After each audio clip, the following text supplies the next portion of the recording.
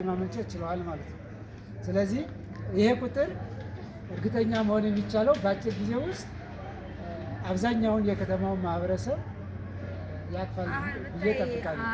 ስለዚህ ሁላችንም የቅርብ ቤተሰቦቻችን፣ ጓደኞቻችንን በዚህ ስራ ውስጥ እንጌጅ እንዲያደርጉ ወይም እንዲሳተፉ ያላሰለሰ ጥረት እናደርጋለን ማለት ነው። ማድረግም ይጠበቅብናል። ይሄ ቢሮ መከፈት እንግዲህ የድርጅቱ ከፍተኛ አመራር ከ200 ሺህ ብር ኒርሊ 200 ሺህ ብር አካባቢ የሚጠጋ ኢንቨስትመንት አድርጎ ነው ይሄን ቢሮ የከፈተው ማለት ነው። ስለዚህ ድርጅቱ ይሄን ኢንቨስት ሲያደርግ ከኛ የሚጠበቀው ደግሞ ድርጅቱን በሰው ኃይል የማጠናከር ተልዕኮ አለብን። ይሄ ቢሮ መከፈት ለእኛ ለሰራተኞቹ ምቹ ሁኔታ መፍጠሪያ ነው። ስለዚህ በፈለግነው ሰዓት ሰራተኛ መቅጠር ሲያስፈልገን እዚህ ቢሮ መተን በስራ ሰዓት መተን ቢሮ መገልገል እንችላለን ማለት ነው። ዋይፋይ አለን፣ ኮምፒውተር አለን፣ መቀመጫ ወንበሮች የተመቻቹ ናቸው። ስለዚህ ሌላ ቦታ ላይ የምናወጣውን ተጨማሪ ኮስት ቢሮ መተን በነፃ አገልግሎቱን መስጠት እንችላለን ማለት ነው። ስለዚህ አንቸገርም ማለት ነው። የት እንገናኝ ብለን በየካፍቴሪያው በየምናምኑ ቁጭ ማለት አይጠበቅብንም። መተን ቢሮ ዋይፋይ ተገጥሞልናል፣ አገልግሎት ይሰጣል 24 ሰዓት። ስለዚህ መተን ምቹ የስራ አካባቢ ይፈጥራል ማለት ነው። ስለዚህ ይሄ ቤት የሁላችን ቤት ነው። እንደ ቤታችሁ አድርጋችሁ ቢዘጋ እንኳን ደውላችሁ እኔ ጋር ኮሚኒኬት ማድረግ አለባችሁ ማለት ነው እና ይከፈትላችኋል፣ መስራት ትችላላችሁ በተመቻችሁ ሰዓት ከ11 ሰዓት ከጠዋቱ 3 ሰዓት ጀምሮ እስከ 11 ሰዓት ቢሮ ክፍት ነው። መታችሁ መጠቀም ትችላላችሁ ማለት ነው፣ ቅዳሜና እሑድን ጨምሮ። ሌላው የማስተላልፈው መልእክት ምንድን ነው? ይሄ ቢሮ እንግዲህ ላሊበላ ላይ ሲከፈት ታሪካዊ ነው። በነገራችን ላይ በአጭር ጊዜ ኤችዜድኤም ኢትዮጵያ ላለፉት 3 ዓመታት ኢትዮጵያ ውስጥ ሲሰራ በአጭር ጊዜ ውስጥ የሰው ኃይሉን በማስፋት እንደኛ ቢሮ እየተከፈተ ነው።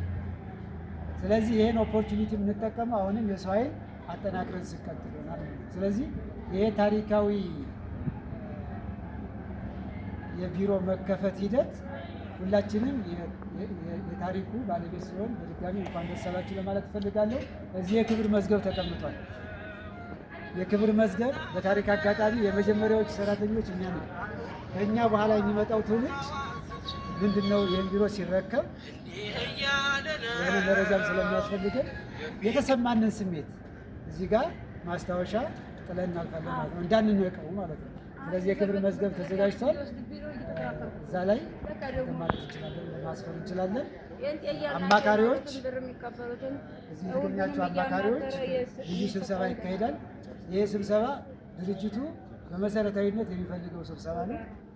ከዚህ ፕሮግራም በኋላ ቢሮአችን ተገናኝተን ውይይት እናደርጋለን ማለት ነው እና የተጋበዛችሁ ሌሎች እንግዶች ማለት ነው። እንግዲህ ቡና አለ፣ ፋፋ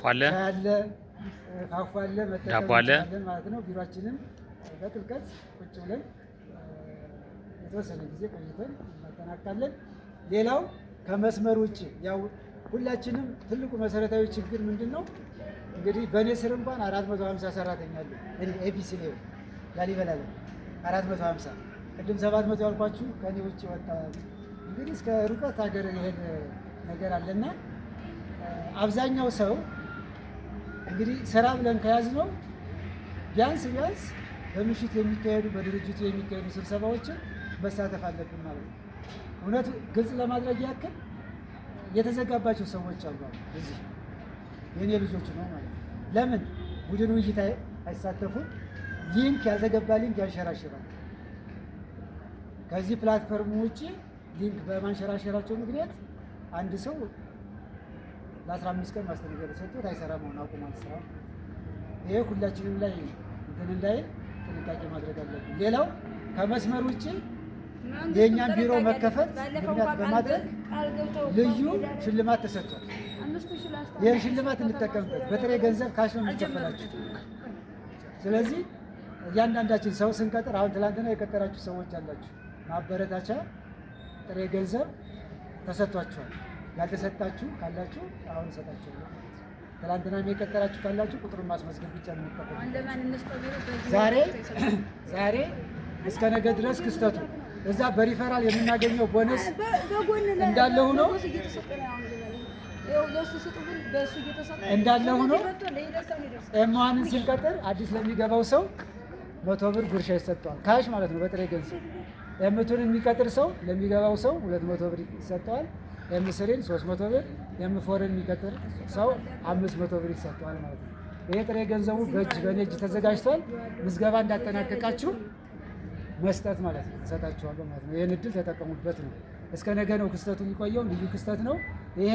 ለሌላው የኤችዜድኤም ሰራተኛ እድል አልተሰጠም። ትላንትና አሊና በመስመሯ ስታጋራ አይታችሁ ከሆነ ከመስመር ውጭ ጉርሻ አለ ብላለች።